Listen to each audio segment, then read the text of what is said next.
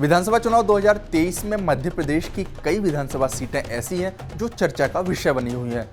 इन्हीं सीटों में एक सीट ग्वालियर जिले की डबरा विधानसभा सीट है।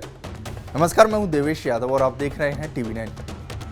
डबरा विधानसभा सीट से केंद्रीय मंत्री ज्योतिरादित्य सिंधिया की कट्टर समर्थक और पूर्व मंत्री इमरती देवी सुमन बीजेपी के प्रत्याशी के तौर पर एक बार फिर चुनावी मैदान में हैं।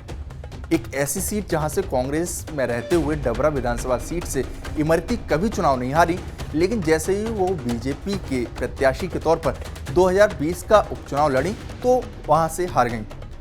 ऐसी क्या वजह रही कि जिस डबरा विधानसभा की जनता ने कांग्रेस में रहते इमरती को सिर माथे पर बिठाया, उसी ने आखिर क्यों बीजेपी में जाते ही अपनी नजरों से उतार दिया? आखिर ऐसा क्या हुआ कि 2020 के उपचुनाव में इमरती का जादू नहीं चला? तो वहीं अब 2023 के चुनाव में क्या डबरा विधानसभा का मिजाज ग्वालियर की डबरा विधानसभा सीट अचल की सबसे ज्यादा चर्चित सीटों में से एक है, क्योंकि इस सीट पर 2008 से कांग्रेस का कब्जा है।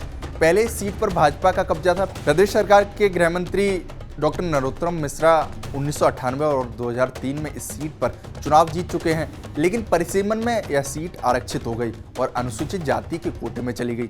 इसके बाद से लगातार डबरा विधानसभा में इमरती देवी ने कांग्रेस के टिकट पर 2008, 2013 और 2018 में जीत दर्ज की थी।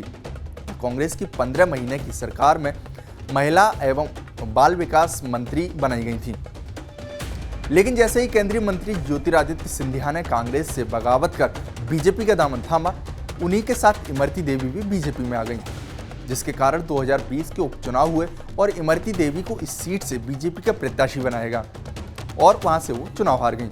लेकिन डबरा विधानसभा की ये सीट एक बार फिर कांग्रेस के खाते में ही रही, लेकिन इस बार बीजेपी की पूरी तैयारी है कि सीट को कैसे बीजेपी के पक्ष में लाया जाए, जिसको लेकर प्रयास लगातार किए जा रहे हैं। बहुत अंतर है। देखिए, जनता जब तक किसी को अवसर नहीं देती तब तक उसका वास्तविक चेहरा सामने नहीं आता। 2020 में जनता ने पहली बार अवसर दिया और वहाँ नए व्यक्ति को अपनी सेवा का अवसर दिया, परंतु पिछले 3.5 वर्षों का अनुभव है डबरा क्षेत्र की जनता को कि किस तरह उनके वोट का अपमान हुआ, किस तरह उस डबरा क्षेत्र का विकास अवरुद्ध हुआ, और इन 3.5 सालों के अनुभव के कारण आज डबरा की जनता कांग्रेस पार्टी से, वहाँ के स्थानीय विधायक से बेहद नाराज है और 2023 में वहाँ से भारतीय जनता पार्टी की प्रत्याशी इमरती देवी जी बहुत बड़ी विजय हासिल करने वाली। डबरा विधानसभा सीट से कांग्रेस में रहकर लगातार चुनाव जीतती रही इमरती देवी सुमन आखिर बीजेपी में आकर क्यों हारी? क्या वजह रही कि वह अपनी जीत बरकरार नहीं रख पाई? राजनीतिक जानकारों की माने तो 2020 के उपचुनाव में बीजेपी की टिकट पर चुनाव लड़ी इमरती देवी की हार की वजह भीतरघाती थी, क्योंकि वह कांग्रेस छोड़कर बीजेपी में आई थी। ऐसे में उन्हें भीतरघात का सामना करना पड़ा। यह उनकी हार की पहली वजह थी। तो वहीं डबरा विधानसभा की सीट परंपरागत तौर पर कांग्रेस पार्टी की ही मानी जाती है, क्योंकि यहाँ से खुद इमरती देवी 3 बार कांग्रेस के टिकट पर जीत की हैट्रिक लगा चुकी हैं। लेकिन जैसे ही उन्होंने बीजेपी टिकट पर चुनाव लड़ा तो हार गईं। माना जाता है कि डबरा विधानसभा की जनता के बीच सिंधिया समर्थकों की खरीद फरोख्त का मामला भी बढ़कर पेश किया गया और जमकर चुनावी प्रचार में कांग्रेस की ओर से इसको भुनाया गया। यह भी एक हार का बड़ा कारण था। जो 2020 की परिस्थिति थी और जो आज की परिस्थिति है, दोनों में अंतर है। 2020 में इन्होंने जो केंद्रीय मंत्री मौजूदा ज्योतिरादित्य सिंधिया जी हैं, उनके साथ इन्होंने पार्टी को छोड़ा था, उनकी कट्टर समर्थक हैं। और जो अब उस समय इनके साथ कुछ कार्यकर्ता आए थे जो उनके कट्टर समर्थक थे, और कुछ कार्यकर्ता जो मूल कार्यकर्ता थे कांग्रेस के, वो वहीं रह गए थे। तो ऐसे में उनको, और फिर कांग्रेस ने दूसरा जो विधायकों की खरीद फरोख्त वाला मुद्दा भी काफ़ी भुनाया था, तो इसलिए इनको उपचुनाव में हार का सामना करना पड़ा।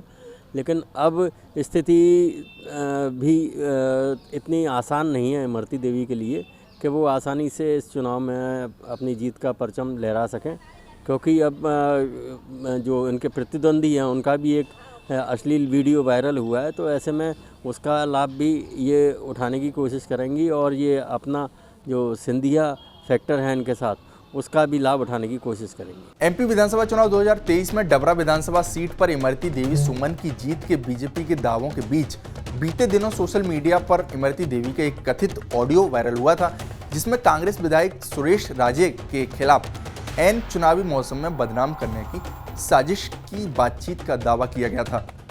ऐसे में अब उनकी चुनावी डगर मुश्किल लग रही है, क्योंकि जनता उनके असली रूप को पहचान चुकी है। 2020 में कांग्रेस से दगा देने पर जनता ने इमरती को हराकर सबक सिखाया था और 2023 में भी डबरा विधानसभा क्षेत्र की जनता इमरती के साथ केंद्रीय मंत्री ज्योतिरादित्य सिंधिया को भी जनता से दगा देने का सबक सिखाएगी और अपनी जीत दर्ज करेगी। देखिए, इमरती देवी जी जो है वो डबरा से सिर्फ और सिर्फ कांग्रेस की सीट जो थी और कांग्रेस का जो उनके पास चुनाव चिन्ह था उसी पर जीत पाई। उन्होंने स्वयं भी बीच में स्वीकार किया था कि यदि मैं कांग्रेस में होती तो शायद जीत जाती। डबरा किसी भी प्रकार से मान के चलिए, आप जो सीट है, जो विधानसभा है, वो कांग्रेसी विधानसभा है। आप इतिहास उठा के देख लीजिए।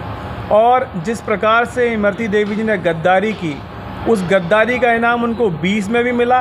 और चूंकि अब जनता को, डबरा की जनता को सिंधिया जी को भी इनाम देना है, इस बार भी इमरती जी को बड़ी हार के साथ मुझे लगता है ज्योतिरादित्य सिंधिया को भी डबरा की जनता एक गिफ्ट देगी कि गद्दारी या गदा जो है वो किसी का, दगा जो है किसी का सगा नहीं है। और अगर यदि आपने की है तो इसका इनाम भी आपको मिलेगा। हालांकि एक बार फिर भाजपा की टिकट पर डबरा विधानसभा की सीट से इमरती देवी सुमन चुनावी मैदान में उतर चुकी हैं और अपने जीत के दावे भी कर रही हैं। फिलहाल सभी की निगाहें अब इस हाई प्रोफाइल सीट पर टिकी हुई हैं और ये जानना चाहती हैं कि हमेशा चर्चित रहने वाली इमरती देवी एमपी मिशन 2023 के इस चुनावी मैदान में अपना पुराना परफॉर्मेंस दिखा पाती हैं या फिर 2020 के उपचुनाव की तरह ही वोटर्स की नापसंद बनती हैं। ये तो अब 3 दिसंबर के चुनाव नतीजे बता पाएंगे। आपको हमारा ये वीडियो कैसा लगा हमें कमेंट बॉक्स में ज़रूर बताएं। साथ ही हमारे चैनल को सब्सक्राइब करना ना भूलें।